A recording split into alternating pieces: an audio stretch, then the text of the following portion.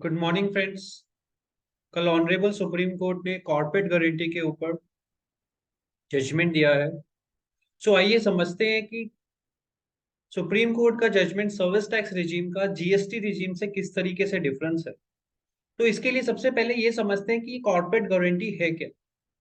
तो दोस्तों, एक एग्जांपल के तौर पे मैं आपको समझाता हूँ कि एक फादर सेटल्ड बिजनेसमैन है, लाइक अ होल्डिंग कंपनी, और उसके बेटे को लाइक अ सब्सिडरी कंपनी एक नया बिजनेस शुरू करना है।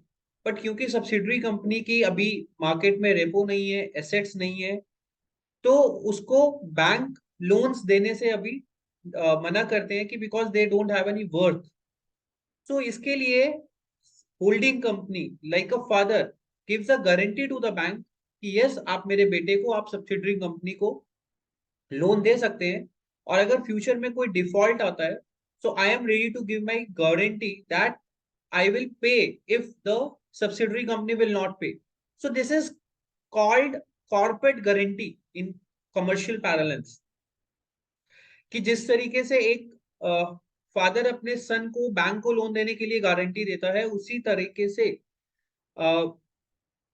बैंक्स होल्डिंग कंपनी से गारंटी लेती है सब्सिडरी कंपनी के लिए।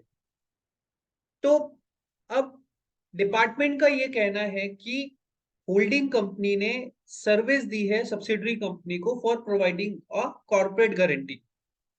वो उसको किससे इक्वेट करते हैं? They are equating it with a bank guarantee, कि अगर बैंक गारंटी देता है तो बैंक भी कुछ चार्जेस लेता है। क्योंकि बैंक गारंटी देने के कुछ चार्जेस ले रहा है, तो इसीलिए this is a service similar to bank guarantee, and therefore holding companies are required to pay tax. तो फ्रेंड, सबसे पहले सर्विस टैक्स रिजीम की बात करते हैं। सर्विस टैक्स में कॉर्पोरेट गारंटी के ऊपर जितने भी जजमेंट्स हैं, मोर और लेसली उसमें इस बात पे डिमांड ड्रॉप कर दी गई कि वहां पर कंसिडरेशन एलिमेंट मिसिंग है। मतलब होल्डिंग कंपनी ने सब्सिडरी कंपनी से कॉर्पोरेट गारंटी देने के लिए कोई भी अमाउंट चार्ज नहीं किया, इसलिए सर्विस टैक्स लीवेबल नहीं है। Friends, similar in GST regime, supply of service के लिए या सप्लाई ऑफ गुड्स के लिए कंसिडरेशन होना जरूरी है। बट सर्विस टैक्स से जीएसटी रिजीम में क्या डिफरेंस है?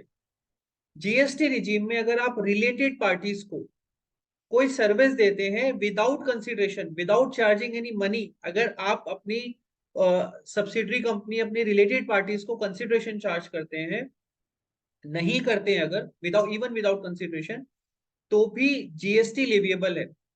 तो अब जीएसटी में क्या इश्यूज है, और आपको मैं बताऊंगा कि जीएसटी के अंदर बहुत सारी डिमांड्स ऑलरेडी रिकवरी हो चुकी है, रेज हो चुकी है इस इशू के ऊपर। तो डिपार्टमेंट का ये कहना है कि होल्डिंग कंपनी क्योंकि सब्सिडरी कंपनी को कॉर्पोरेट गारंटी देती है, और even without consideration, so it is leviable to GST. अगर फ्रेंड्स, अगर हम सर्विस टैक्स की सुप्रीम कोर्ट की जजमेंट की बात करें, जो कल एलडीवीएस के केस में सुप्रीम ऑनरेबल सुप्रीम कोर्ट ने जजमेंट पास किया, सुप्रीम कोर्ट ने मेयर इस बात पे डिमांड को सेट असाइड कर दिया क्योंकि कंसीडरेशन एलिमेंट मिसिंग था। सो फ्रेंड्स, आप सर्विस टैक्स रिजीम का सुप्रीम कोर्ट का judgment as it is GST regime में नहीं यूज कर सकते, क्योंकि because of the schedule 1, even subsidiary और होल्डिंग कंपनी के बीच में कंसिडरेशन नहीं है तो भी जीएसटी लेविएबल होगा।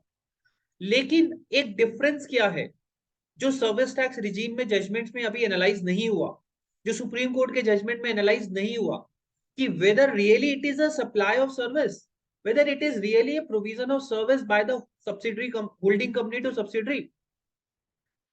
दोस्तों, मैं आपको फूड फॉर थॉट्स छोड़ के जा रहा हूं दो तीन पॉइंट्स पे, क्योंकि मैंने देखा है अक्सर कंपनीज कॉर्पोरेट गारंटी के ऊपर लायबिलिटी एडमिट करके पे कर रही है, बिकॉज डिपार्टमेंट से थ्रेटन मिल रहा है कि वो 5% वैल्यू, 10% वैल्यू पे डिमांड रेस कर देंगे। So they don't want to go into litigation, and therefore they are accepting the liabilities which the department is imposing on them. But मैं आपको फूड फॉर थॉट देके जा रहा हूँ। पहली बात, क्या फाइनेंशियल एश्योरेंस देना, होल्डिंग कंपनी ने सब्सिडरी कंपनी को कोई सर्विस नहीं दी। होल्डिंग कंपनी ने बैंक्स को एश्योरेंस दी है कि अगर कल को कोई डिफॉल्ट हो जाता है लोन में, तो I will pay completely. Let's say 1000 crore का लोन है, So I will pay completely 1,000 crore rupees if my subsidiary company fails to pay it. So पहला क्या, फाइनेंशियल एश्योरेंस देना किसी को सर्विस हो सकता है। दूसरा, डिपार्टमेंट इसको बैंक गारंटी से कंपेयर करता है। फ्रेंड्स, बैंक गारंटी के केस में बैंक्स कभी भी गारंटी नहीं देते हैं कि 1,000 करोड़ रुपीस का अगर लोन लिया है और बैंक ये गारंटी दे रहा है कि अगर कल को एक कंपनी डिफॉल्ट कर देती है तो 1,000 करोड़ रुपीस बैंक अपनी पॉकेट से पे करेगा। नो फ्रेंड्स, बैंक्स उसके बदले में कोलेट्रल्स, मॉर्गेज, ये सब रखवाता है equivalent to the loan amount.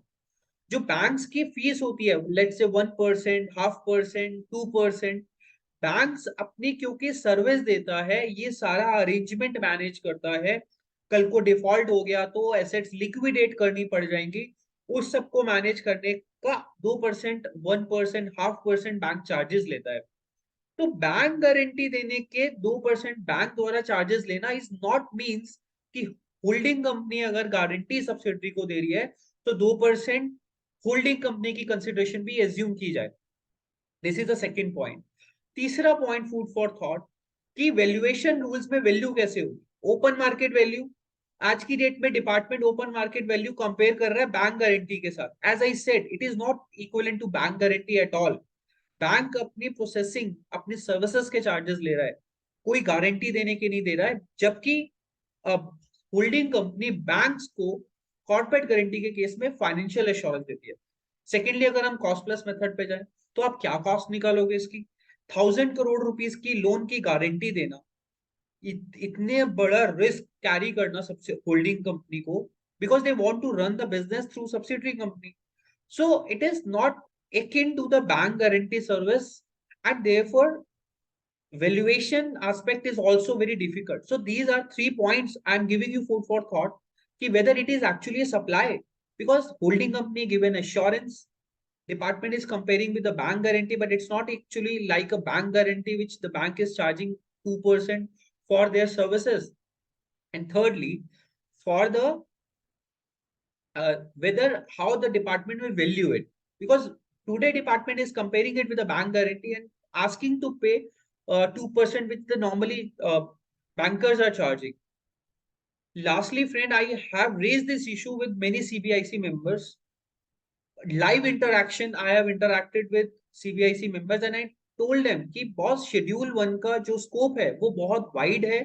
आज की डेट में फील्ड फॉर्मेशन शेड्यूल 1 के ऊपर बहुत सारी डिमांड रेज कर रही है, like corporate guarantee, cross charge, etcetera. So please एक शेड्यूल 1 का स्कोप डिफाइन करिए। तो आई हैव नॉट, मतलब उन्होंने जो ऐसा जवाब दिया कि ये सब टैक्सेबल है, बस हम वैल्यू पे काम कर रहे हैं। But to my friends, I am giving you thought कि ये सप्लाई इन एक्चुअल है नहीं, और आप इस पे और मोर एनालिसिस कर सकते हैं कि ये किस तरीके से सप्लाई नहीं है। And last, let's conclude this, कि सुप्रीम कोर्ट जजमेंट ने सिंपली ये कंक्लूड किया है कि सर्विस टैक्स रिजीम में क्योंकि कंसिडरेशन होना जरूरी है और कंसिडरेशन नहीं है इसीलिए टैक्स नहीं लगेगा।